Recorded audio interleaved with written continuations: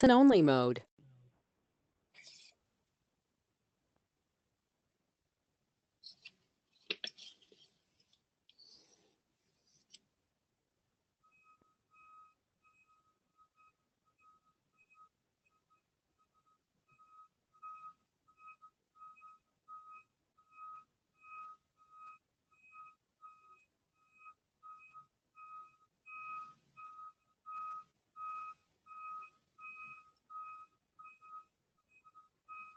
Hi.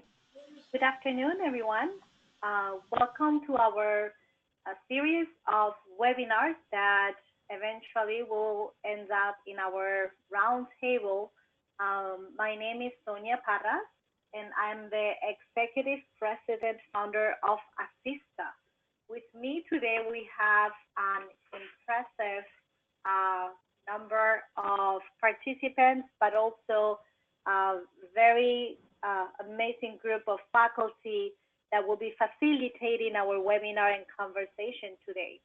Before I start, I want to let you all know that we are literally making history here in Iowa, Nebraska, and all over the country. This is the first time that a group of labor advocates and a group of gender violence advocates are coming together to work together to address the very important issue of sexual violence against immigrant women in the workplace. So congratulations to all of you that are participating today, that are going to be part of making history. And we truly hope that we have a good experience and that we can come up with a lot of good tips and information for everyone to learn about challenging sexual violence in the workplace.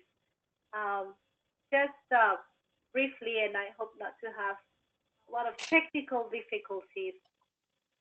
So the overall goal of our project is to forge partnerships between labor and anti-violence advocates. And as I said before, uh, this is not your everyday model. You don't see this every day. Our hope is that we can create a model to challenge and eradicate sexual violence in the workplace against immigrant women. So I know it's a humongous task, a daunting task, but we should just keep in mind that we need to start, someplace somehow, and that we are doing so today. This is what we're going to be doing today. Again, as I mentioned, we are going to be doing 3 webinars during the next 3 months, and we hope to provide enough information to prepare you for our final round table where we're going to be seeing each other face to face, learning from our peers and partners, and trying to think about the steps that we need to take as a group to, again, challenge sexual violence in the workplace against immigrant women. Because this is our first webinar, we want to give you a little bit of background about who we are, what we do. We want to talk to you about the guide that was published in November of 2016, and that was made available to everyone in March of this year, because it's a unique guide, and we're going to be using it a lot. The guide has a series of modules, and during the webinars, we're going to be going through them, again, culminating in our face-to-face roundtable. To begin with, we wanted to have a good level and to start with all of the participants um, at a good, in a good position. So, so we understand concepts, we understand what the issues that survivors are facing today are, and how to address it and become stronger as a group and collaborators. We're going to be covering basic information and exploring how sexual violence manifests in the lives of immigrant women. I think this is an important topic because sometimes we're so wrapped up in our own work, trying to meet our goals for our grants or our personal positions, that are driven by, again, a series of goals and objectives, that we miss to step back and look at the big picture and look at vulnerabilities, challenges that they face, and wholly victimization versus just the one issue that we're working on with the survivors. So we're gonna talk a bit about sexual violence in the life of immigrant women. We're also going to be reviewing through skit that I'm assuming, and I know that all of you reviewed already because it was part of our homework. We're going to evaluate the survivor's story of victimization and then work a little bit on what are the considerations when working with survivors of traumatic experiences. How can we be of better assistance to ensure that survival is long-term and that we have identified all the issues that she's going to be facing. So just to take it, let me take a step back to talk to you about our partners. And once we introduce briefly our presenters, they will be talking about their agencies and what they do. But I want to go around and just ask our presenters today to introduce themselves and just to tell us what is their background and how they came about to participate in our project, starting with Professor Jennifer Cooley. Jennifer, can you tell us a little bit about yourself? Sure, thank you, Sonia. It's really an honor and it's very exciting to be a part of this today. Can everybody hear me okay? I'm hoping? Okay. So as Sonia has suggested, I am a professor of Spanish and the head of the Department of Languages and Literatures at the University of Northern Iowa. And my connection with this work, I guess it kind of took a long and curving path. I started doing some ethnographic research with migrant workers in Northeast Iowa around the time of an immigration raid here in our region. And so I interviewed a lot of different people who had worked at the same workplace at agri-processors meat processing plants. When I started this ethnographic research, I had no idea that it would quickly become a project that had to do with gender violence and workplace violence. My initial connection to this information was just really to make a connection between my public institution, my university, and the community that it serves. So I did not approach this as an advocate. I did not approach this as a person looking for that kind of information, but that sort of information that there is a hub of workplace violations in the form of sexual violence and other kinds of labor law violations quickly came to the forefront as I worked on this ethnographic research. So that was kind of step one of my involvement. Step two is that I used the interviews that I conducted as materials for teaching so that students enrolled in the university could use these materials to get a better sense of what's going on in our communities and also to work on their Spanish. I mean, there was always a practical matter there that many of the people who were being impacted at the workplace were actually Spanish speakers, so the interviews were conducted in Spanish. And finally, this work is deeply tied to the kind of pedagogy that I use when I teach. This stems from a sort of pedagogy that's called pedagogy of the oppressed. One of the first people who started talking about using pedagogy as a way to really serve the public and have ideas about pedagogy be generated from the public was Paulo Freire. He was a Brazilian teacher in the 1960s. And he had another person who worked closely with him whose name was Augusto Boal. And he actually used theater for pedagogical reasons. So he wanted to have a very close connection between teaching and theater and whatever the public seemed to need to work through social issues, issues of oppression. So that's kind of the pedagogy that's associated with my component of this work. Thank you so much, Jennifer. And next is Giselle Haas. Giselle, you want to introduce yourself? Yes, good afternoon, everybody. I'm very excited to be in this webinar, and I thank Sonia for inviting me. This is a very momentous experience.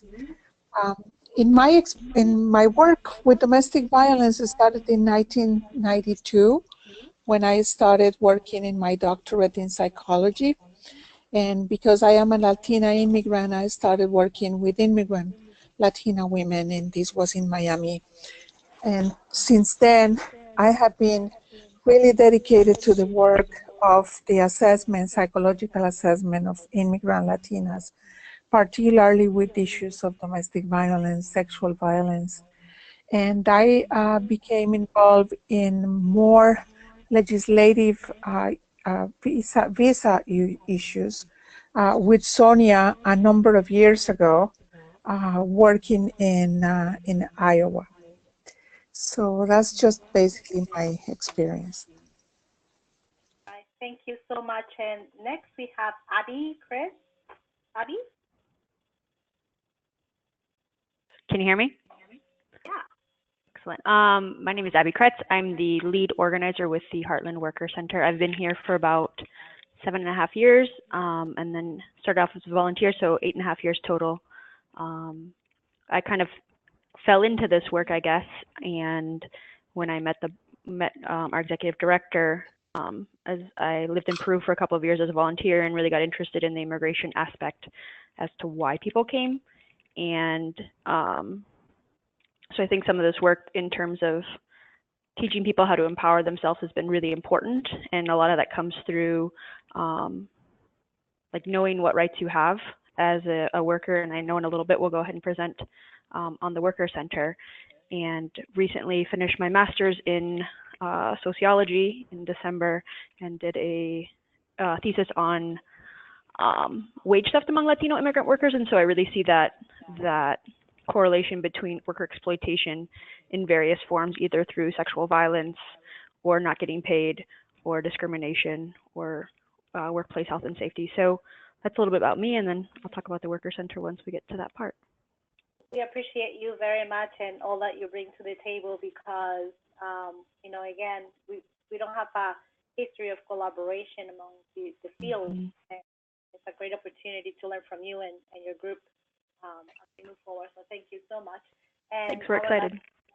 Is Carly. Carly. Hi, my name is Carly Beusch. I'm the Immigration Project Attorney with the Nebraska Coalition to End Sexual and Domestic Violence. And I've been doing this work, I've been in the field of domestic violence and sexual assault for over 10 years. I've been with the coalition for 10 and a half. When I first started doing this work, I was doing civil legal representation. And about 6 years ago, an opportunity came up for me to start working with immigrant survivors, and something that I quickly found that I enjoyed very much and became very passionate about. And so I've been working with immigrant survivors on petitions before the Citizenship and Immigration Services since late 2011. All righty. Thank you, Carly. And Carly is also instrumental as a leader in this project because she's bringing with her all these bilingual advocates that are seeing the cases and that we hope to provide more information to be more tuned into identifying survivors of sexual violence in the workplace. Basically, me personally, I have to confess that I stumbled into this issue by chance. It wasn't something that I was looking into, but in representing survivors of crimes of violence with immigration remedies, I kept seeing how some of the crimes of sexual violence were happening in the workplace. At the beginning, I thought that it was just by chance that I stumbled into a few cases, but the more I did the work and the more I connected nationally with other organizations, agencies, and attorneys and advocates, the more we realized as a whole that unfortunately sexual violence in the workplace is pretty common, that oftentimes survivors have to choose between bringing the food to their tables and feeding their kids and providing for their families and providing for themselves and being independent, or quit their jobs so the sexual abuse doesn't continue, which means being again, left out in the street. And without being able to provide, we believe that women shouldn't be placed in this position of having to choose between being able to provide for their families or putting up, quote unquote, with sexual violence in the workplace. And it was amazing to see that in today's age, this was very common. So with that in mind, we enthusiastically apply for a grant and obtain some funds to be able to fine-tune our resources and our knowledge and be able to address this issue at once.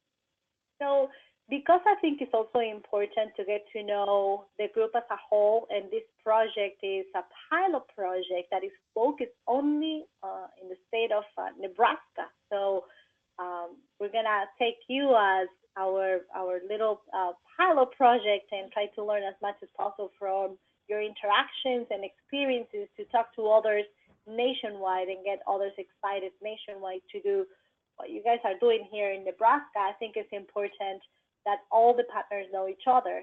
And with that in mind, we have asked Carly and Abbie to talk a little bit more about their respective organizations, so you have that framework of who you're going to be working with. First one is Heartland Worker Center. All right, thank you. So the Heartland Worker Center, as you can see, our mission is to improve the quality of life of Latina immigrant workers. The organization was founded in 2009 with basically the vision, as you can see here, to build a community that works for all, but by creating an organization where Latinos and Latinas have a voice and a vote within the organization. So, as many of you know, the population here in Nebraska grew like a lot. I don't know if it'd be twofold or fourfold or however you'd calculate that. But while the population grew, there wasn't much, there was no power. So people always had to kind of ask, quote unquote, ask for permission, or always kind of depended on experts to do things for them. And so our overall principle is to do community organizing and focused on leadership development. So how can people, through their own experiences, be the ones to advocate for themselves rather than always depending on whoever to do that work for them, but learning the skills necessary to be more engaged in those. And then with that, we have two other program areas, I guess you could say, is civic engagement. So how can the community be more engaged in public life, either through meeting with public officials, making sure that they vote. We've engaged in Get Out the Vote campaigns since 2012 to increase Latino voter participation. And then we also have, and so with that, I guess in South Omaha, which includes legislative districts 5 and 7, voter participation among minority voters increased by 35%. And so with that, it's really working to build a culture of civic engagement. And so it's not just voting, but being more engaged through that. And then we're also working to develop young leaders through our Young Nebraskans in Action program. And I guess I should clarify, we are working in Omaha, beginning to expand out into other areas here in the Omaha metro area. We've been working in Schuyler for about 4 years, and over the last year have begun to move into Nebraska City. And then in the last 3 months are beginning to explore some work in Norfolk. And then the other program area that we work in is worker rights. So how can, through better training and understanding about people's rights as workers, they begin to exercise them. And we do that through providing OSHA trainings. We're also partnering with an attorney at JFund for immigration labor laws. And so this is the one area where this project about sexual violence in the workplace kind of falls in. And I know whenever we were approached, it was quite interesting because I've noticed over the last year, there has been, I don't know if an increase or just more women coming forward to state about some of the sexual harassment or violence that they themselves have experienced. And so it's quite heartbreaking because, we can maybe help to refer them to some of the labor agencies, but what are the other, like sexual violence, domestic violence advocates that are out there? What can they do? And so I think how can we, through an overall better understanding, and at least for our staff too, have an understanding, so as we go talk to people, because we're working in different areas, as you saw, begin to identify some of those issues and better connect with some of the other advocates that are out there to provide better resources, better support for these women. Thank you so much, Abbie, for introducing us to your agency and the programs that you have. And Carly is going to be talking now about the Nebraska Coalition, so our labor advocates can get to know them better. This is Carly. Just wanted to briefly address what the coalition is and what we do. As you can see, the Nebraska Coalition is a statewide advocacy organization committed to the prevention and elimination of sexual and domestic violence. And we work to enhance safety and justice for survivors of domestic violence and sexual assault by supporting and building upon the services provided by our network of local programs. Now, the role of the Nebraska Coalition is a little diverse, and it's actually grown quite a bit since we were formed in 1976. In 1976, we were established basically to act as a support, kind of an umbrella agency over a network of domestic violence and sexual assault programs that were actually doing the crisis work. And so primarily, we were created to act as a support function, so providing trainings about best practices, developing the standards by which the programs provided services. And since that time, we've grown into a bigger role. One is into the legislative role, because we found that the programs have, not had necessarily the opportunity to have the time and the staff availability to address the issues that are coming up in our state legislature, and as well as at the national level as well. So we have worked over the last several years to really develop our presence when it comes to policy and legislation. And the other thing that we have in the last 10 years done out of a request from our local programs is developed representation in civil and immigration legal matters. Typically, coalitions are supposed to be that umbrella agency and not do direct service, but we found that our programs were really asking for that direct service piece because they were not able to keep a legal department on their own. So as a response to that request, we first started doing civil legal work. I believe it was in 2003, and then in 2007, started doing immigration legal work, direct representation. Now, because we're a membership organization, we have 20 member programs, and as you can see from this map, we've basically broken the map down into the service areas for each of our local programs. Now, at our website, if you go to www.nebraskacoalition.org, you can actually touch the county that you're in with your cursor, click on it, and it'll take you to the contact information, including address, phone number, et cetera, for each program. And definitely for our labor advocates on the call, I think that this would be a great resource for you. And then with regard to what our programs actually do, our program services, there are certain core requirements that they're required to do under Nebraska statute. Maintain a 24-hour crisis line, legal referrals and assistance with protection orders, shelter, ongoing support and information, transportation, education and prevention programs, medical advocacy and referrals, and then additional services. Definitely, the additional services can vary based on the size of the program. For instance, some agencies are large enough they're able to maintain a few counselors on staff, but many of the programs, especially in the more rural areas, don't.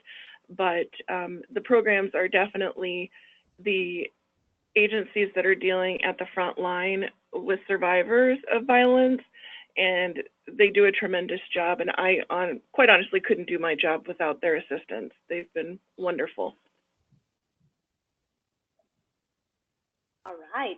And we also, thank you, Carly, we also connected to the Consulado de Mexico. El Consulado de Mexico, the Mexican consulate, has a pretty big presence in Nebraska and also in Iowa, and they are being instrumental in assisting us to have the consulate itself, the facilities at the consulate, to be able to do our round table.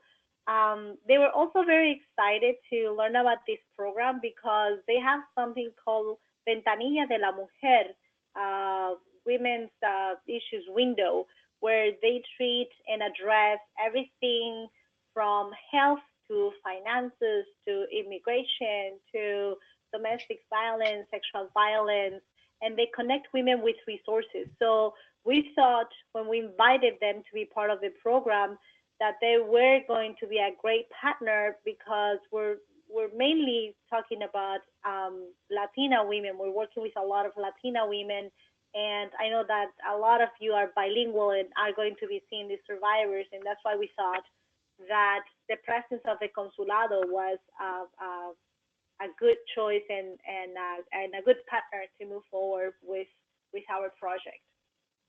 All right, so I want to test something. For those of you who are experts in participating in webinars, this is just like, very simple, but I want to make sure that everyone has an opportunity to understand how the control panel works.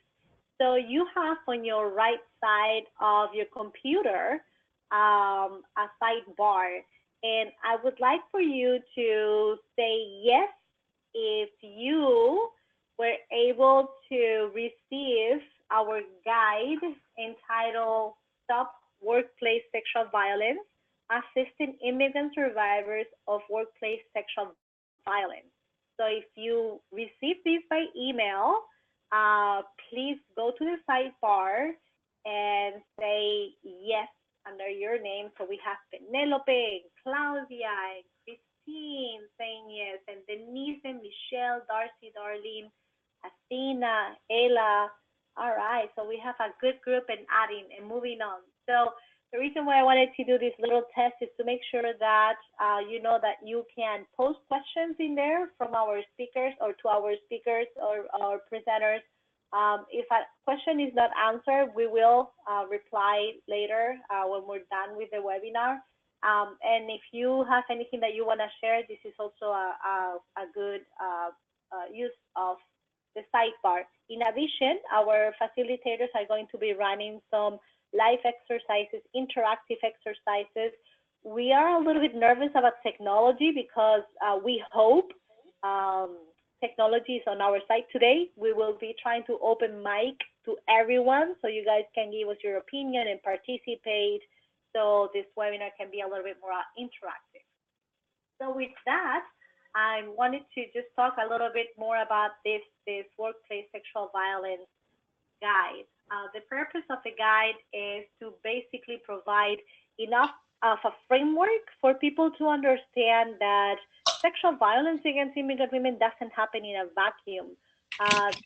Women are enduring violence, gender violence, and oppression throughout their lives, and that it is important to understand that continuum of violence to be able to eradicate and challenge violence, and specifically challenging violence in the workplace. So with that in mind and the need of connecting the fields, we developed this guide that has a series of modules. And I'm sure that all of you, because you have so much free time in your hands, right, sat down and went through the whole guide. So, but for now, seriously, if you have a chance, just take a peek at it, because we're going to be using this a lot, and we're going to be trying and training from it a lot. So, so today, as we said in the very beginning, we're going to give you that framework and provide you with that framework about gender violence and the life of women and the continuum of gender violence and how it manifests later on in the workplace. And then during our next webinar, we'll be covering Module 2.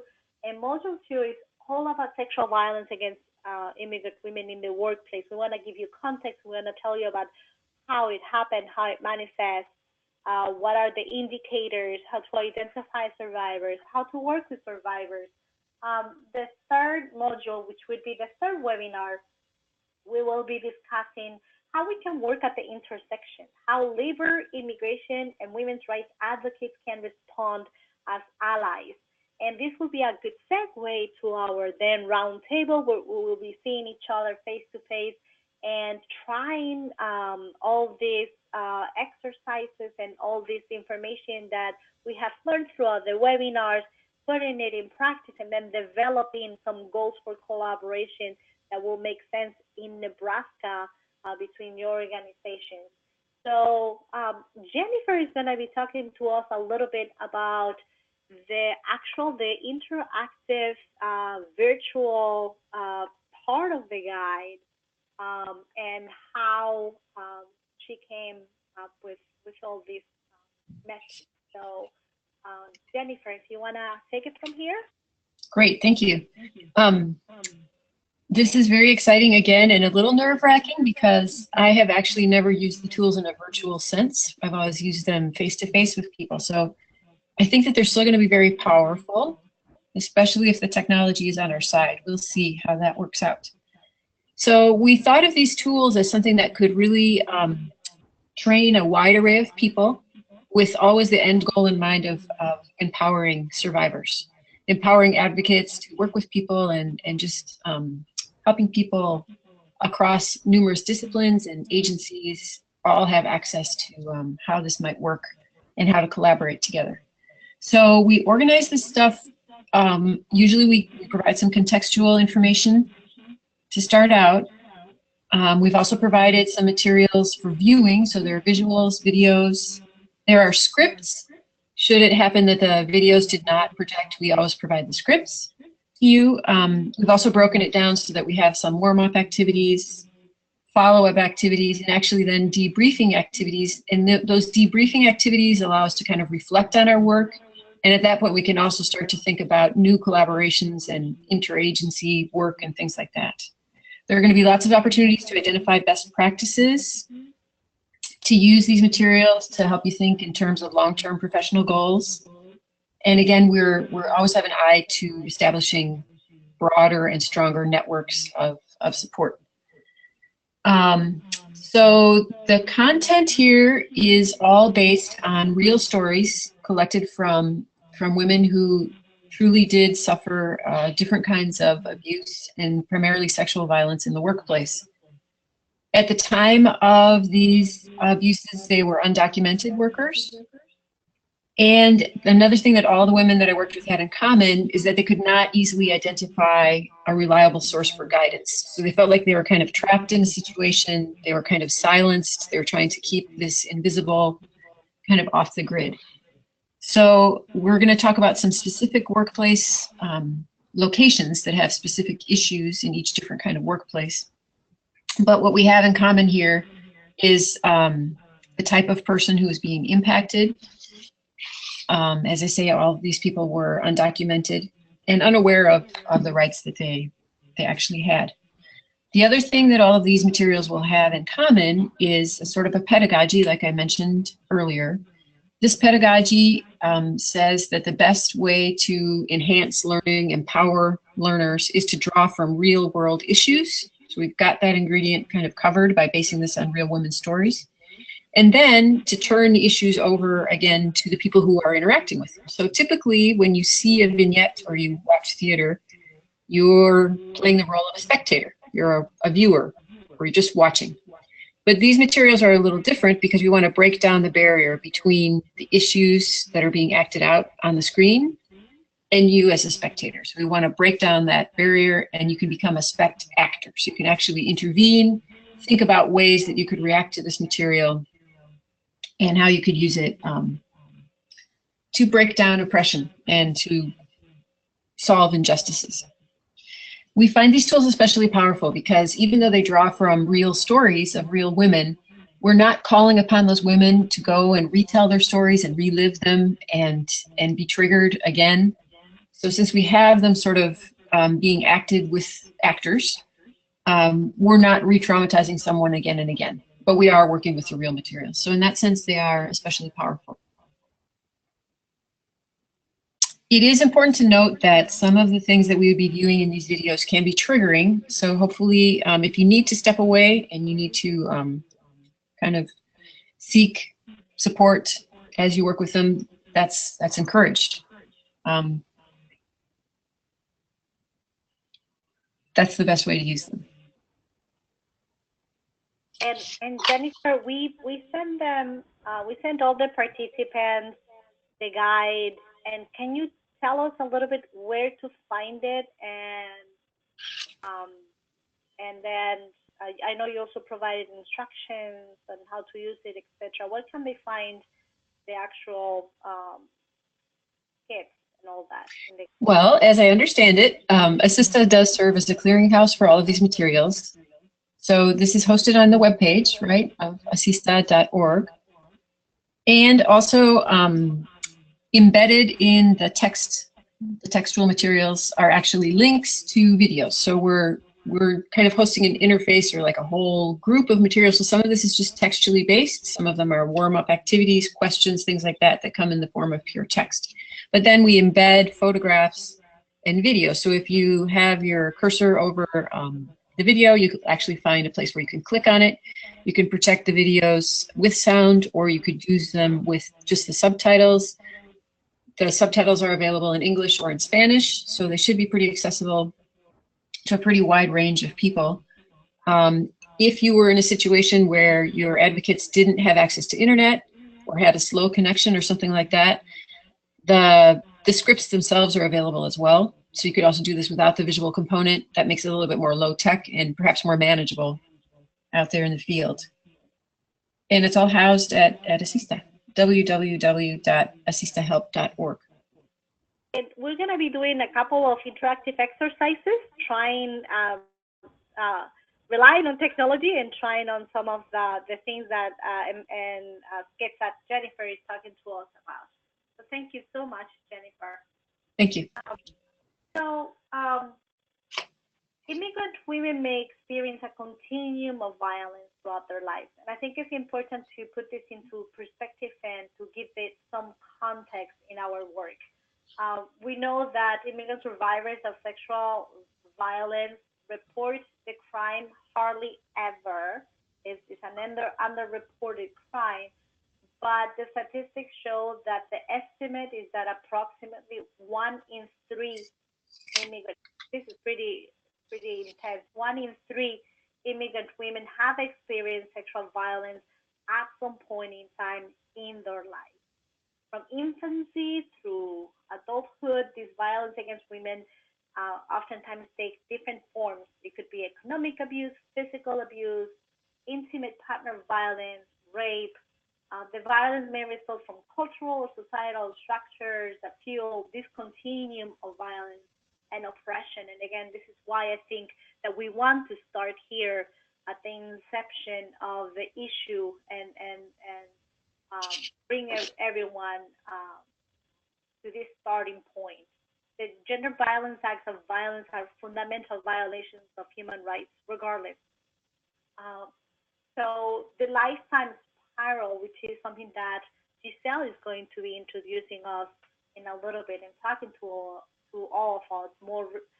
This ongoing continuum lifetime spiral reveals pattern of victimization that obviously enumerates all the types of violence that you may encounter with the women that you're working with, and this makes them obviously very vulnerable.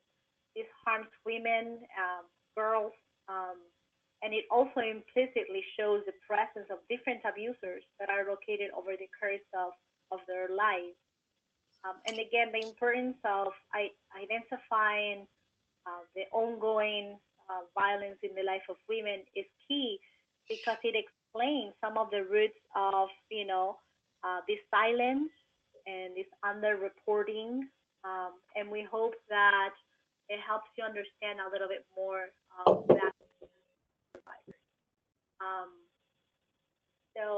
And with that, I'm going to let Giselle talk to us a little bit more about gender violence and sexual violence in the context of gender violence. Giselle? Thank you, Sonia. Our work is really dedicated to helping women restore their sense of agency, their power, and not just in terms of their sexuality and their choice of partner and her right to her body, but also in terms of all the other areas where she has been undermined in her power and her human rights. Because what happened is that sexual violence is only one aspect of gender violence. Violence that has been perpetrated against women just by the fact that they are females, and that has happened in so many contexts, in every single context, throughout her lifetime, and this has happened for centuries. In this spiral of violence, I would like you to use this, this spiral when you're working with women to break them into small groups and look, and to have them look at it very, very carefully and identify several issues. One of them is to look, and you can look at it right now as you have it if you can blow it up. What kind of perpetrators did you identify in the graphic? As you can see, it starts in infancy, it goes to the girl child, the young adult, adult, and older woman. What kind of perpetrators do you see in the graphic?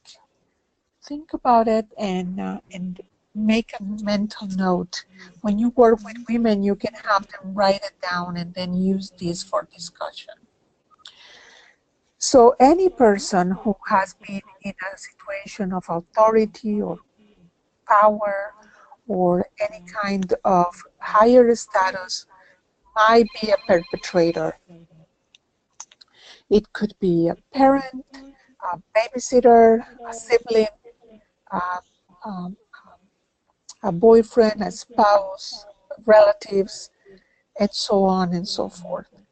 And the second activity will be to look at how many forms of sexual violence do you identify in this spiral. And you look and see that how it can go from very mild to very serious, including death. The death of the girl child, of the infant, when a parent doesn't want to have another girl, for instance, in certain cultures or in certain families. And have your women identify the different forms of sexual violence that may occur in the lifetime. And third, think about other ways that you can use this graph with your client or the group of women you're working with. And how will you use it? How will you use this in terms of helping her understand all the different ways that a woman will be abused by the fact that she is a woman? And what happened is that it is an activity that helps women become much more aware and conscious about the different levels of victimization, because it is so common, and violence against women is so worldwide and spread that sometimes we can become numb. We can become neglectful about what it really means and the impact that it has in our lives. When a woman says, well, you know, I was raped when I was young, and the other women in the group says, oh yeah, me too. Oh yeah, I was 15. It just seems like, well, it really wasn't such a big deal. But it is a big deal. And we need to help women bring back that sense of being outraged and feeling that this is inappropriate and I was violated in my rights. And it doesn't have to be extreme sexual assault or serious domestic violence to be a violation. Next slide. Also, part of our background is that gender violence, sexual violence, is part of the gender violence, and it also interacts with a number of other factors that have to do, for instance, with race and ethnicity and age, sexual orientation, gender identity, education, class, disability, immigration status, and also the employment. And that's because some of these issues also will interact in terms of making a person more vulnerable or being less prepared for this kind of violation. For instance, sometimes women with certain levels of education have lower levels of education, have not been prepared or have not received the kind of education about their sexual rights, and they have found themselves in situations where they are manipulated with, certain arguments that make them, that intimidate them into forced sexual activity when they didn't want to. We're going to talk about consent. And the reason of consent is because it is not so well understood sometimes. We have grown accustomed sometimes that, things are done to us and that we don't know how to draw the line about what is, when is it that someone should ask for consent and we should grant it before something happens. Consent is really, in a sexual relationship, exists when the two parties actively agree, freely engage in the sexual encounter. That is, they have a view of what's going to happen, they are, consider all the situation, and they are in agreement to engage in the sexual activity. This doesn't happen if one of the parties fear consequences. If she doesn't give in, then something bad is going to happen. Or if she feels intimidated or threatened, or if she said no. And it doesn't have to be verbally. It could be physically. It could be crying. It could be pushing away. Then that consent was not given. Or if she fails to understand what's being done, or what is it that they're really telling her, or if she doesn't have the ability to make an informed choice, or is underage, or is incapacitated by alcohol or drugs, or she does not participate actively. Also, there's no consent when the other person forces the woman through physical violence or retaliation, or is coercive with the other party. So one of the exercises that I would like to introduce to you regarding how to teach a woman about consent is called May I Borrow Your Pencil? And it is in your workbook.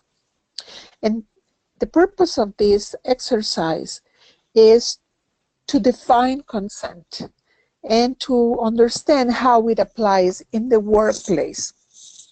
So you can start the activity by discussing how do we define consent. What is it that they understand as consent? Consent should happen for every single situation, for every single sexual encounter. Consent doesn't happen once and then it covers all subsequent situations.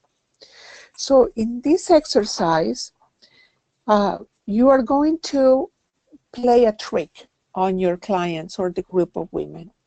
And what you're going to do is that you're going to ask one of the participants to borrow their pen or their pencil, and you're going to pretend that you use it and then return it. And you make sure that everybody sees that you're doing this. You ask for permission, you took the pen, you write something, then you return it. And you continue talking, you're presenting on something else. And then after a little while, you pause, take the pencil again from this participant, and pretend to write. And at this point, you're going to stop and start a discussion. And what you're going to ask your participants is, did I have permission to take the pencil? And when did I have permission? How did I establish permission? Well, I asked and she said yes, and she gave it to me and I took it. But what about the second time? Can I assume that the person let me have the pencil a second time because they let me borrow it the first time? And hopefully this will give a good discussion of Well, not really. What if she was using it? What if she didn't want that this time? What if she was walking out or leaving it, whatever? Did this person deserve to have the pencil taken away? And you discuss that. And then you're going to interact this with, how is this similar to consent with sexual activity? And then have people discuss, how is it that this activity is similar to acquiring consent with sexual activity? And you can have a board or a flip chart and write down what the participants define as consent as a group. Create a general definition. And this is very important, because this is to really understand when they really need to have an equal voice in a specific sexual activity. And one of the major issues is that most women do not report when they have been coerced into a sexual situation, because somehow we have made felt to believe that there was our fault, or that we didn't do something, or that we must have consented, but we don't know how we did that, or that we were intimidated. So this is an important discussion. And just Giselle, to give a little bit more of context, we have, I have personally represented survivors that were focused, for instance, on the issue of wage and hours. So they came to us because they were not being paid, or they were not being paid what they were told. I remember in one of the cases that I worked with, where the woman said, my supervisor promised me that if I had sex with him, then he will raise my salary. So, I mean, that's wrong at many levels, right? And we will talk about extortion and consent in itself at a different time. But the point of the story is that later on, he continued to rape her. And when we discussed her case and we were working through her immigration remedy and her civil legal remedy, she thought in her mind that because she had said yes once, that basically she had opened the door for these supervisors to repeatedly sexually assault her, and that because there was money involved and he was raising her salary as promised, then she had no defense against, these sexual advances and sexual assault. So yeah. I want to share this example with you because, again, there is so many times that survivors themselves have the wrong information, and we need to step back and talk to them about what is consent under the law, what is consent in general. So that's why it's so important. Mm-hmm. Thank you, Sonia. This is a very good example of something that truly happens. And the second activity, and it's in your book as well, so that you can read it there and use it.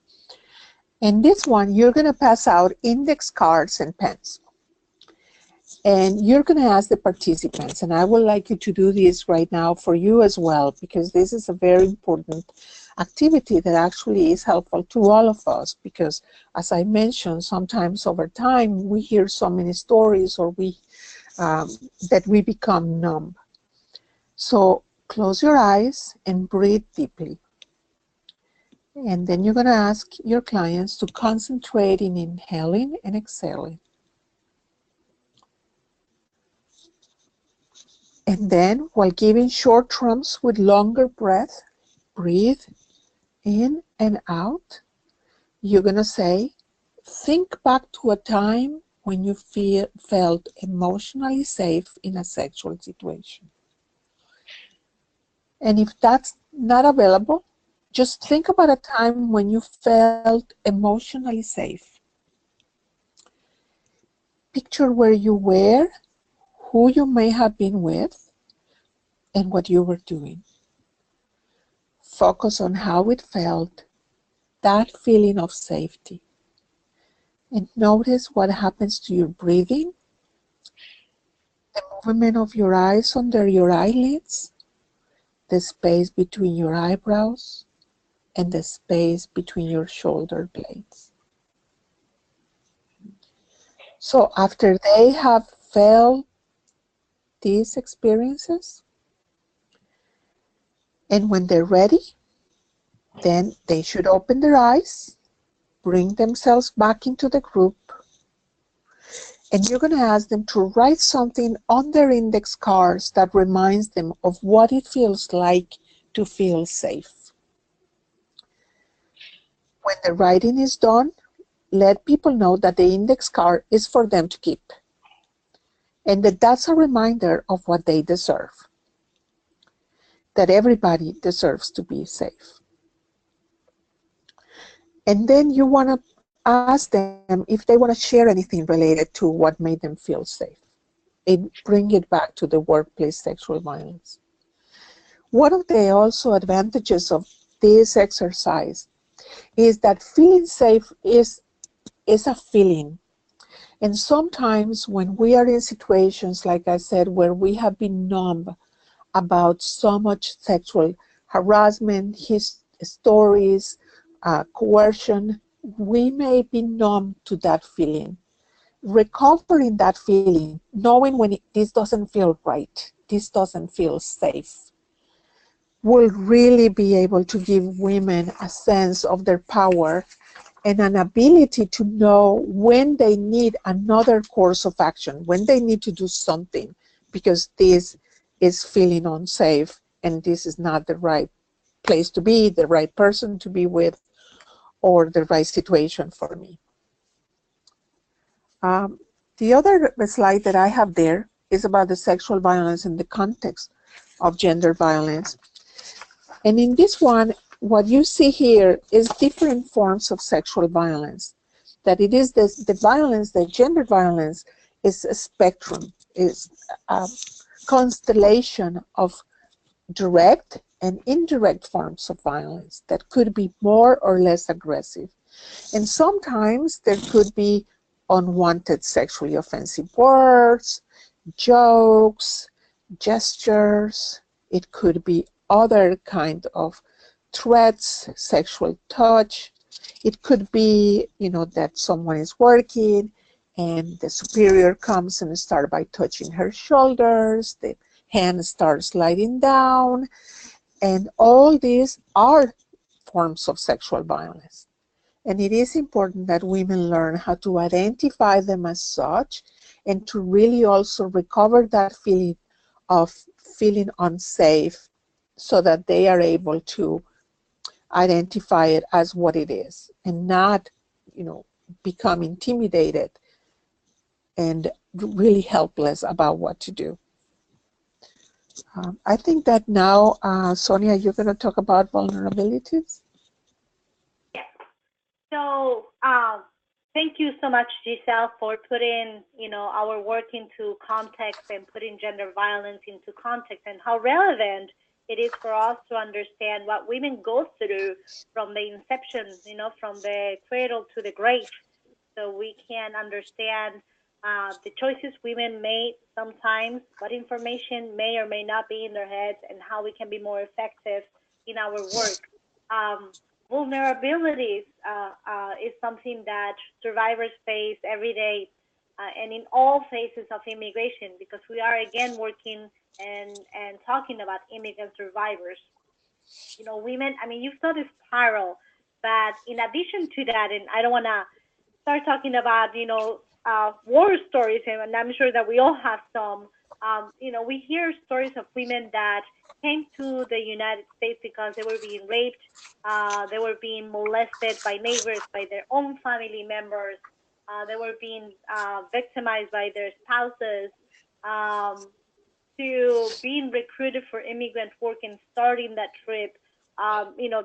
Shocking things constantly. The stories of the women that I work with are examples of how they started that journey, because they knew, the mothers knew, the daughter knew that there was a very high likelihood that they were going to be sexually assaulted or abused during the trip. So moms will give the pill to the kids in hope that if they were raped, they wouldn't get pregnant. women telling me that they had 2 and 3 pairs of underwear and 2 pairs of pants. So in the event that they were being raped, it would be harder, and they would have more time to defend themselves. So being recruited, having to do sexual favors in order to be recruited and chosen to make the trip. While in transit, as I explained, once they made it to the U.S. by partners or family members, and also going back a little bit while in transit at the border, we had cases of women that once they made it to the border, the coyotes sold them into prostitution to repay their trip, and trafficked them into being sex slaves until they could repay the debt of the trip. And then obviously once in the destination country at work. So bear this in mind. Not all the women go through all of this, but when women are abused at an early age, they become very vulnerable. And once they're vulnerable, this makes them an easy prey for future victimization. And again, that's why it's so important to understand the life of the women and their stories and what happened in their past. So Jennifer is going to help us with the next exercise. We're crossing our fingers. Jennifer, go. Okay, so we're going to move. I like the way that this is fitting together so nicely to have Giselle with the wonderful background in sort of a theoretical sense of the long-term impacts of sexual violence and from a psychological standpoint, and then also having the real stories of real women. So this tool that we're using does come from the story of a woman who worked on the line at a factory. And I think that we'll be able to see in the story how there's a lot of intersectionality. There are a lot of different components of her life, both from her past, her present, her workplace, her home, and they all kind of fit together in a way that makes it very easy for her to feel powerless. So what we're going to do is we're going to try to watch this to kind of gain understanding of how the continuum of violence works in a real life story from a real woman who is a survivor of sexual violence. So we will be able to link various time frames, various places, and she will tell us her story if the video works. So I think that maybe from your end, the organizers are going to try to project the video for us now. My mother was sick of cancer. She passed away. Pretty soon, my dad, he found another woman, and there wasn't much to go around. So she would only feed her kids, and she didn't feed us. My dad then took us to my grandparents' house to live with them. By the time I was 13, I had already met Abel. We became engaged, and we moved in with his parents. Abel worked a lot. He wasn't home often. His father, he would always tell me that I was beautiful and that he wanted to be with me. It was terrible. And then one day, his father, he forced me to have sex with him. Abel came home early that day, and he found his dad in bed with me. Abel changed forever. He was always mad at me, and he would hit me and would beat me so bad for no reason. One day, he beat me so bad that I thought I was going to die. I somehow dragged myself to my grandparents' house, and my grandparents, they told me that I needed to obey and listen to my husband. They told me to pray and to go back with Abel. Back home, Abel's father would take me whenever he wanted to. I became pregnant twice, and I'm embarrassed. I'm so embarrassed to say that I don't know who the father is of my children. I don't know. Abel was so mean to me. He was so violent, and he would always say that he was sorry, that he was tired, he was stressed out, and that he wanted to change. Abel then decided to go to the United States. He was gone for 2 years. He would always call us, and he'd say he missed us, and the children missed him too. It was so hard. It was so hard to be by myself. I then decided that I was tired of being alone. I was going to take my children to the United States. I would look for work. We would be with Abel, and our family could be together again. Okay, here we need to stop. So a little bit of context maybe before we start to react to what we've just seen. The story that's being narrated in this vignette is actually the woman is thinking back to what her life was like back home before she immigrated to the United States. Her home place was actually Guatemala. So we missed the very, very first line, but she does start by narrating from the very earliest moments of her childhood.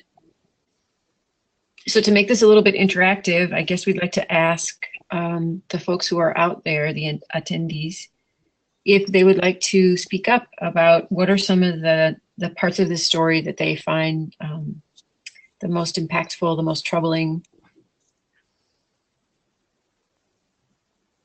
I'm going to try to open mics right now to everyone. Okay. So let's see how it works.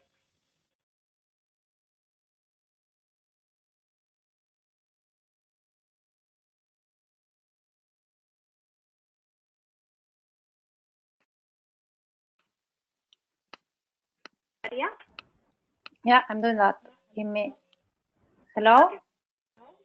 It was just 1 second, so participants can be unmuted and you guys can talk to us.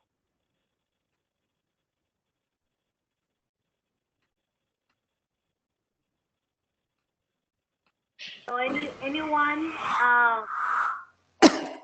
they're still with, okay. So the first thing that we'd want to do is just to think about all of the different things that happened to this woman, and what are some of the things that stood out to you, some of the most impactful things that happened to her as she thinks back about her past. You can also raise your little hand on the side of the board, and if we see you, we can just target you. So if you want to raise your little hand, your virtual hand, we can call on you.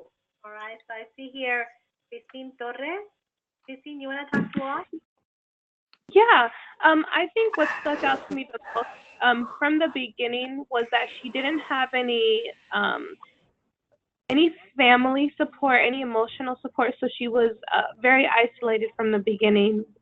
That's where I feel most impacted her situation. Thank you. That's a really good observation. Anyone else? Oh my God.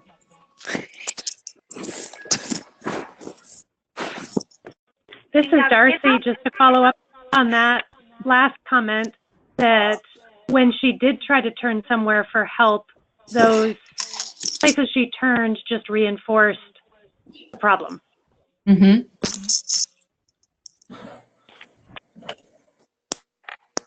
That's also a very good observation.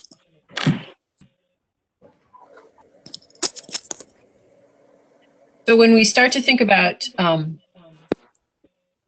this as more in terms of a continuum, can you think about, your answers have already started to move in this direction, but can you think about patterns or series of events that sort of continued to reinforce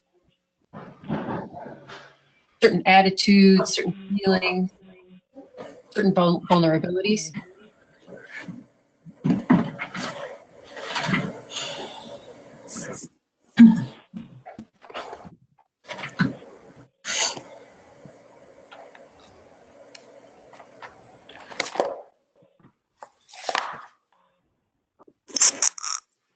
What about, I'm gonna put our facilitators and presenters on the spot. What do you think, Abbie and Carly, about identifying some of the issues that she's going through?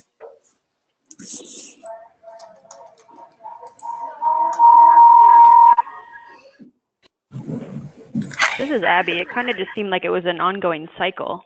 Mm-hmm. And that life, in a sense, just kind of these situations were presented. And in a sense, it kind of just seemed to bring down her self-esteem or her ability to kind of see herself outside of that experience, or not in that kind of a situation. And this is Carly, and the multiple victimizations also, I mean, a long way towards thinking that there's no way out, because she's I mean, no matter what, she's getting victimized. Mm-hmm. One of the things that isn't named precisely this way in the story, but that also kind of comes through when I think about it, is that this is a woman who grew up in poverty. At the very beginning of the story, I don't know if this was actually projected when we started the video today, she talks about how there wasn't enough to go around.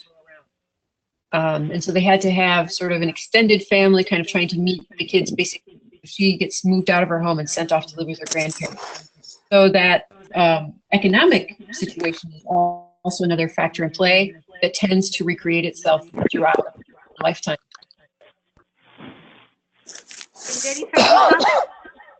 From Princess Glory, she had no support from her family. Penelope was saying that Abel did not defend her. She blamed her, and then she blamed herself.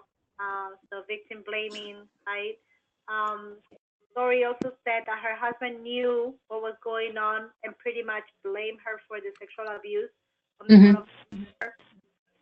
Juanita said that it sounds like she felt very guilty and ashamed for not knowing who the father of the children was. She was a victim, but maybe felt it was her fault. Right? Here we have, those are the comments that we have. And then the fact that she's 13, you know, we can't forget that this kid was 13 years old when she moved in with Abel. You know, she's a child. Anyways, it's pretty early in her life that she is going through all this oppression. Hello. I was gonna comment on that she moved in with her boyfriend at the age of 13.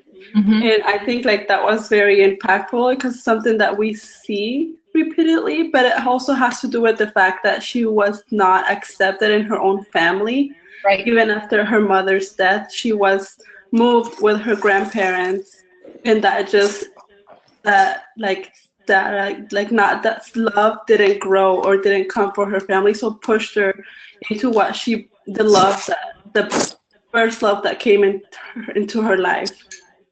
That's a great observation. And one thing that I would add is that when I worked with this woman, she told me on one occasion that her grandfather, when she moved into that home, told her to stop dressing like an indigenous woman. So her own family member also rejected another part of her identity, which was the fact that she was an indigenous person growing up in Guatemala. And her grandfather said, I'm going to buy you some clothes so that you don't wear indigenous clothes and you don't look like an indigenous woman, so that maybe you'll, have better luck as your life unfolds. So there was another level of sort of rejection and instability there when her own ethnicity was actually called into question by her own family member. Alrighty. Well, thank you, Jennifer, for facilitating this exercise, and hopefully this gave you more of an opportunity to think about how we take women as they come, right? So how some of these survivors that you guys are working with come to you, and in what shape, after how much victimization they come to you.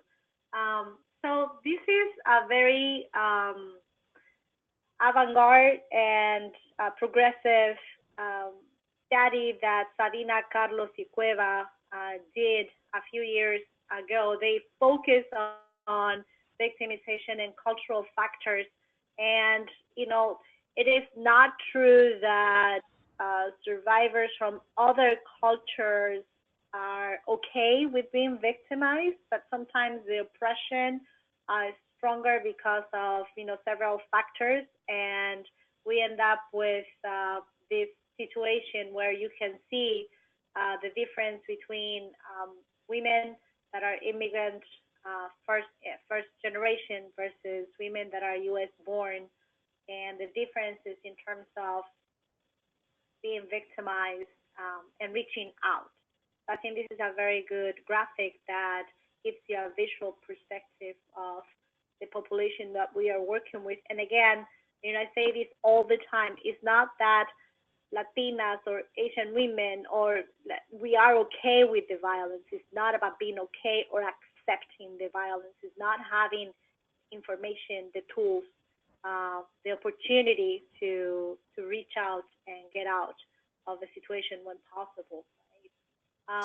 This is also that they found 77% of victimized women sought some type of help, either formal or informal or both. But this is also true in our communities. It is more common to seek informal help. This is why it's so important to listen and work with, those leaders in our communities, the comadres, the extended family members when they are supportive, etc. Because sometimes they may not come to the shelter or the project or the worker center, but they will be seeking informal help. And working with those that support and provide information to survivors is almost as important as working with the survivors itself to break the cycle of misinformation and gossip, and continue to work with survivors. So during the last segment, we have a couple of things. Giselle is going to talk to us more about the impact of the crime in the life of immigrant women. And then we're going to look at another exercise also with regards to the challenges that survivors face. So Giselle, are you ready?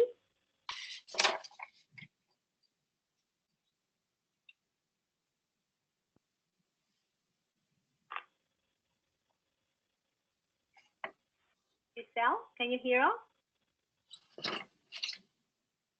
Hello? Sorry. Yeah. Okay, you're on, Giselle.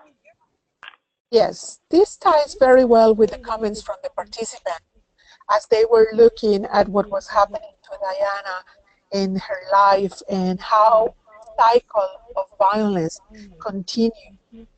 One of the exercises that I do, or one of the recommendations that I have for you is that when you meet with your client or with a group of women, you invite them to tell the story, not just what happened, because sometimes they may come to you and just have one complaint or say, my problem is that my boss is harassing me and the other day he did this or he forced me to have sex or something.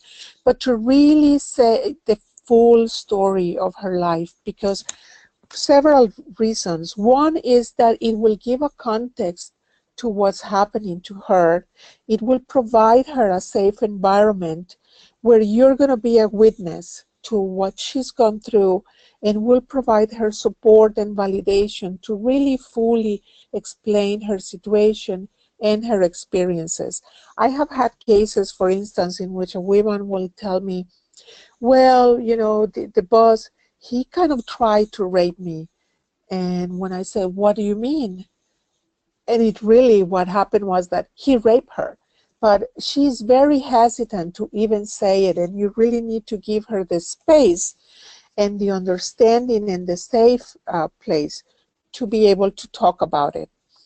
Next slide is that all these instances of sexual violence from the very beginning have very serious consequences, including just the pure coercion.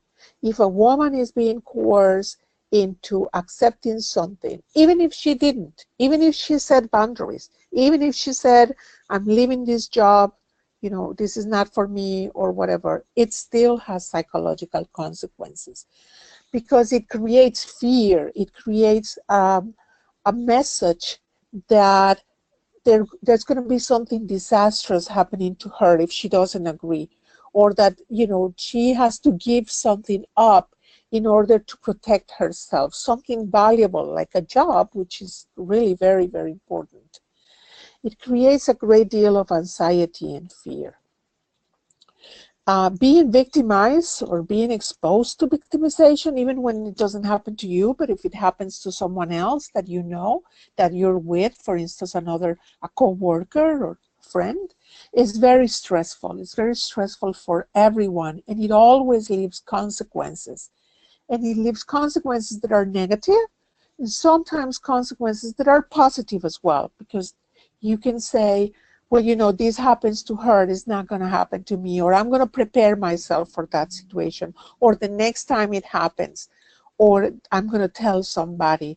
And it also, a woman may become empowered through this, unfortunately, tragic situation.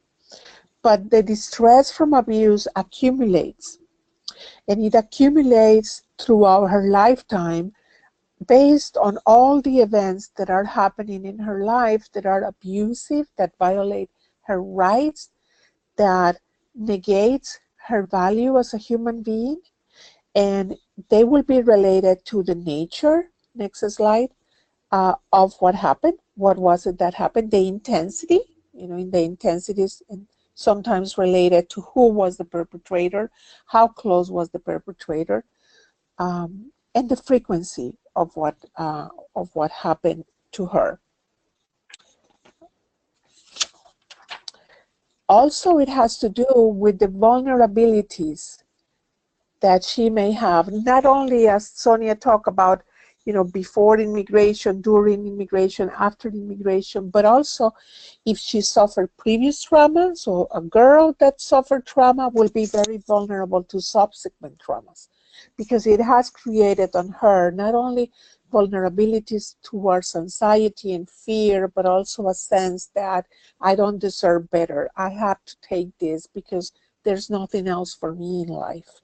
Also regarding her mental health, if she is depressed or anxious or has other kind of mental health problems, or personality traits. For instance, a woman who is introverted and shy may have a harder time dealing with trauma because she will be very hesitant to share it with anyone, and for other reasons as well. Also with her age, younger girls, a 13-year-old girl, like in the case of Diana, will be very, very vulnerable to this type of trauma because she has very little life experience and very little knowledge of herself, very little opportunity to establish her self-esteem and her self-worth when something this dramatic happens to her. Gender, culture, as we talk about, for instance, regarding her being Guatemalan and the indigenous culture there. And also any kind of physical health and impairments are also vulnerabilities that will make the strain or the traumatic situation magnified. Also regarding how are they prepared for the event. For instance, if they are, went through all these traumatic experiences, and like Diana, I'm going to go to the United States, we're going to be together as a family, things are going to get better. And she may not be prepared for having violence, sexual violence in the workplace, after having so much more violence in her home life, it was like maybe thinking this might be a safe place for me. And sequential stressors, that means that sometimes when sexual violence is happening at the workplace, it's not the only crime that's happening at the workplace. In our experience, we found that actually we find out about the sexual violence through the other crimes, through the fact that they were being economically exploited, that they were being abused physically, or in terms of neglect by, you know, giving them machines that they didn't know how to use, by putting them in conditions that they were not prepared for. So all these other sequential stressors are also part of what will magnify the response, the trauma response. Also, like some of you mentioned, if they had social support, if they were able to tell somebody about what's going on, that will be a way of alleviating the traumatic experience. And also the institutional response. If somebody says, this shouldn't be happening in the job, and if there's a poster that says, if you ever feel sexually harassed, this is where you can contact, those will be also minimize the traumatic response, as well as the post-event. And when we talk about trauma, it's about symptoms that reflect a person's inability to come to terms with the experience. It's just so overwhelming that they don't have a capacity to deal with it. It's an stress of extreme proportions that will be hurtful to almost anyone. And what the critical element that makes this event traumatic is how it is assessed by the victim. So when the victim feels threatened, when she feels helpless, then this was traumatic for her. Even if another person says, well, that happens to me, it wasn't that bad, it doesn't matter. It is the assessment of the victim what matters when we as we understand for trauma. And the emotional consequences of all this victimization, this cycle of victimization, is really emotional.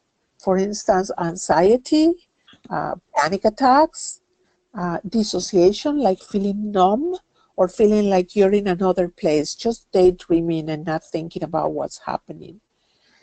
Thinking that the body doesn't belong to you, you know, that this is not happening to you. Also flashbacks, memories about the other bad situations that happen. Hypervigilant, which is always being looking out because something bad is going to happen. Sometimes women feel so overwhelmed that they may be at risk of using alcohol or drugs in order to feel calmer and number because they're so overwhelmed. Sometimes they may have poor impulse control, for instance, with irritability or anger. And very likely depression will happen to women who have been chronically abused or who are being abused in the workplace. And those are like the reactive experiences immediately as this is happening. But even after they leave that situation, even when they are safe in another situation, they will be long-term consequences, because the message is to them as a person, like, you're not worth, you're not worth it, I don't value you, you don't have the same rights as other people, you are a piece of garbage, I don't care about your feelings. Those messages really create very low self-esteem and so low self-confidence, looking at themselves and thinking very badly of themselves. It can also deal in the long term, when anxiety and depression is not resolved, leads to somatic problems, like really health problems that develop in relation to the mental health issues. Problems with decision making because of the insecurity, difficulty to manage their own emotions. They may cry for everything, they may get angry for anything. irrational thoughts. Maybe I should just kill myself. Maybe I'm not even a good mother either. Difficulties to trust others, and behavioral problems. Perhaps, getting into trouble with friends, with other people. And this is related, these are the consequences of all that history of violence and abuse in their lives. Okay.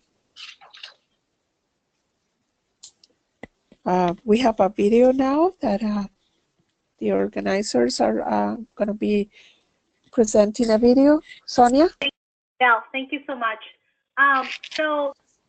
Before we were trying to identify from the sketch of Diana what were her vulnerabilities, focusing a lot in that history of continuum of violence. And now Jennifer is going to help us to go through the next and last exercise of today. Jennifer? Thank you. So I think that the combination of seeing that previous video and then some of Giselle's comments cue us up to thinking about how this woman could be situated in a way that would make her especially vulnerable. And so now we can listen to her narrate the stories of some of the things she was facing in the workplace as well as in the domestic space. And then we can do a little bit of reaction to what she says. When I was a little girl. Uh-oh. No, here goes. First arrived to the States, I applied at the meat processing plant, and I got hired at the turkey slaughter area. They put me on the line and said, "Here you go." They didn't train me. It was hard. I was in the line and they said, "Hey, you, stand right here and with 2 fingers, grab the turkey's lungs and rip them out." I didn't know what I was doing. I was cold. I was numb. That first day was really hard.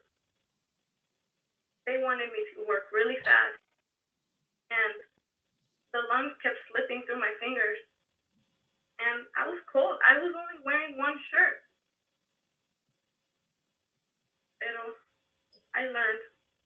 I quickly learned a way to rip out the lungs and do a good job.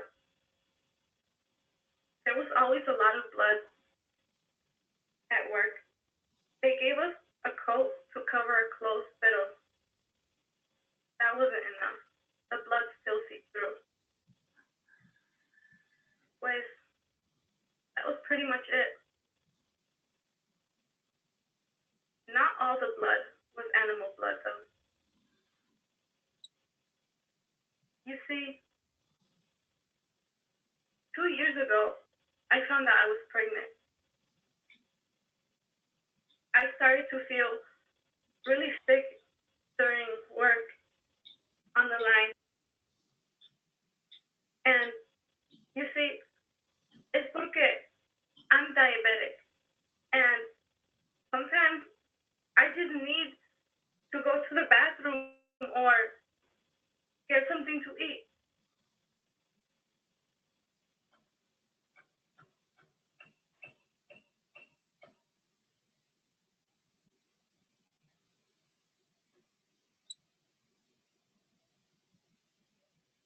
Faster.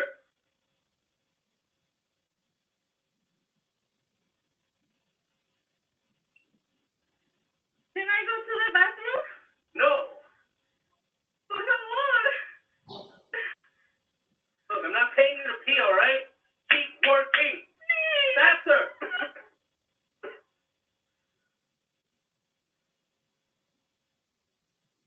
One day, during the line, I felt really bad and sick. I knew something was wrong. So I just walked out of the line. I went to the bathroom and I saw blood. A lot of blood. I fainted. They the hospital, but it was too late.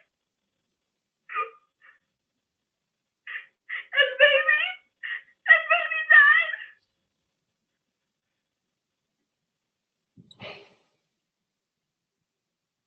You see, that year was a hard year at home too.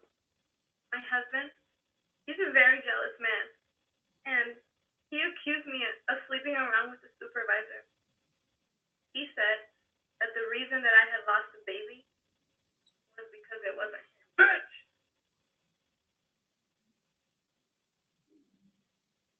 Boy. Deserves it for sleeping around. Pero... You think I don't know about you and the manager? That's not true, no es cierto! The little Americano will never be born. He deserves it. It's not. Sos una basura.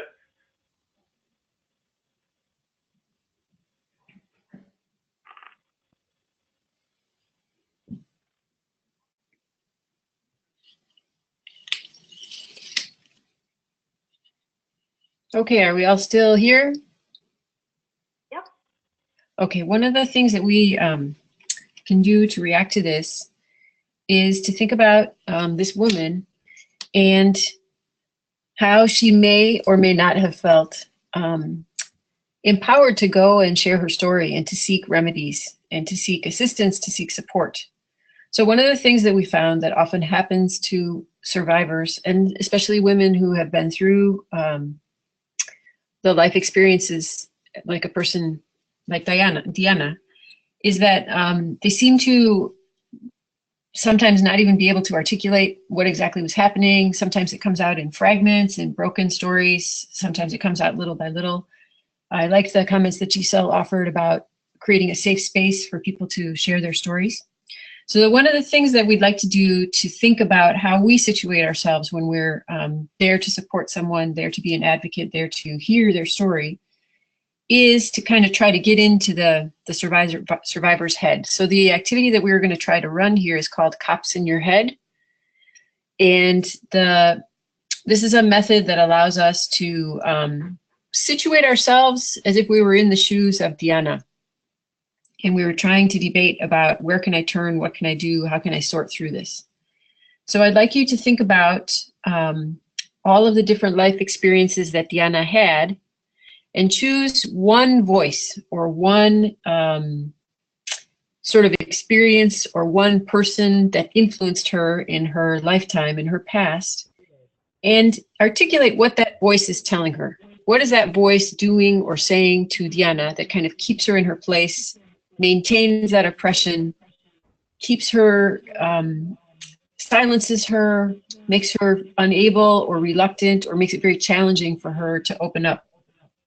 So your job is to think through all the different people, all the different experiences that she's come across in her lifetime, and then voice one of those cops in her head, one of those influences that is keeping her quiet, keeping her oppressed.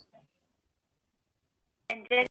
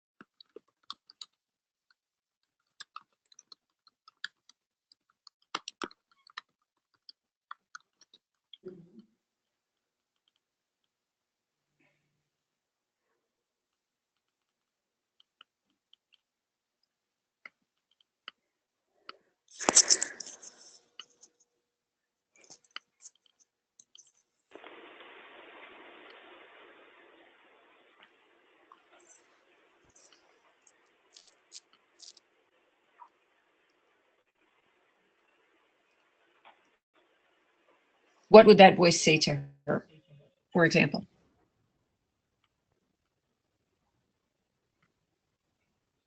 As you watch the video, you might notice also that Diana wears a little bracelet that has religious symbol on it. Another voice or influence that impacts her when she thinks through what she's going to do next. Maybe her cultural upbringing, her religious upbringing. Maybe there are certain voices in her head that say, do this, don't do that.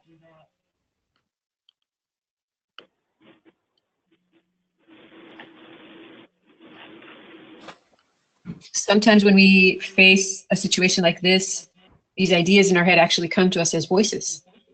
What would my husband say? What would my coworker say? What would my mother say? So your job is to articulate some of those voices.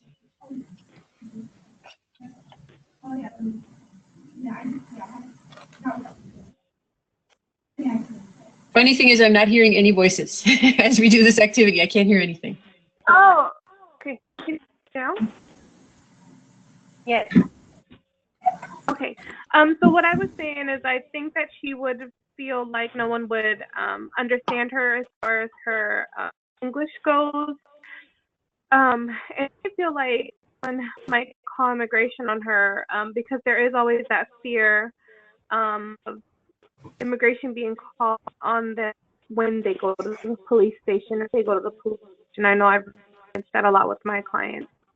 And as far as the religious thing, that a lot of times may prohibit her from going out and getting, because, you know, they might want to keep it within the church or within the family as far as their quote unquote problems go. If that makes any sense.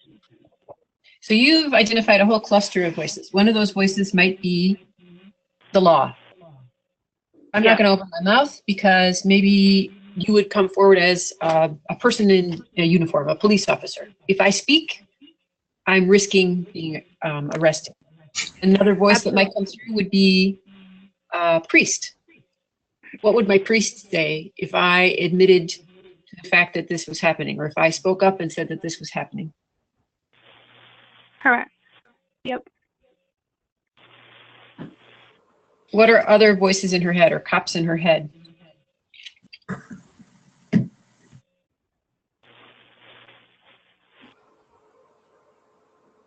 This is Carly. I think the one thing that comes to me the most is just the voice of her father and stepmother from a very young age, basically through actions of her stepmother and her father being told that, you know, she wasn't good enough to bother to feed, she wasn't good enough to be part of the family, and I think that that probably created a mindset for her that was probably very hard for her to, you know, filter out the rest of the mistreatment because of that mistreatment when she was so young. Mm-hmm. We hear the real voice of her supervisor. That's also certainly a power dynamic that keeps her in her place. Even though she does speak up and she does nicely ask for permission to go to the bathroom, we hear the real voice of her supervisor. But what other voices might be in her head? The fact that if she gets in trouble at work, that she'll be able to protect her family. Right, exactly. So you could go all the way down the line. You could think about children at home that she might have to feed. You could think about her unborn child that she's trying to protect. There's also a situation where both husband and wife are working at the same workplace. So if he, you know, were to jeopardize her situation at the workplace, it might in turn jeopardize her husband's position at the workplace.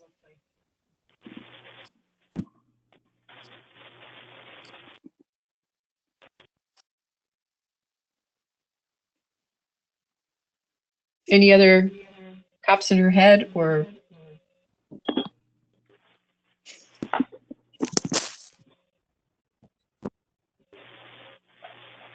So when we think about the impact of all of these factors in combination, how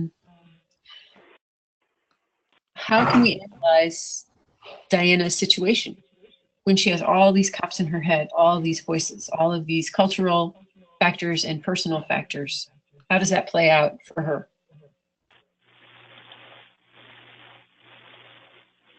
I think stops her from seeking help. It makes her feel like there is no hope. It makes her feel like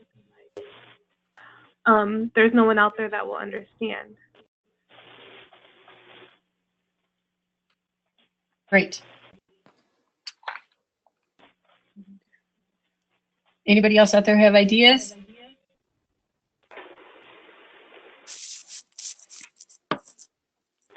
Uh-oh. It says here that somebody lost audio, so I'm not sure. Can you hear me? Hello? Can you hear me? Yes. Oh, thank goodness. I was talking to myself forever. But I was like, Maria Mendoza was just writing some stuff about supervisor, and Lori Rivas as well about her parents, which are very good points as well. So.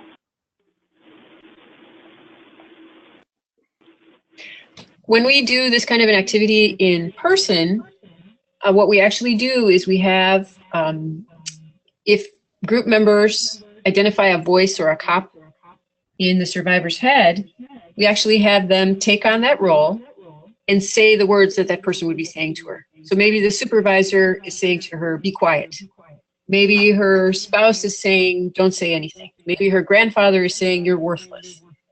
And so then we orchestrate all of these voices that she's hearing in her head. So everybody is saying those words out loud, and they can sort of increase in volume. It becomes very chaotic and very unsettling for a person to have all those contradictory ideas inside their head. So we actually, when we do this in person in a group setting, we actually act it out.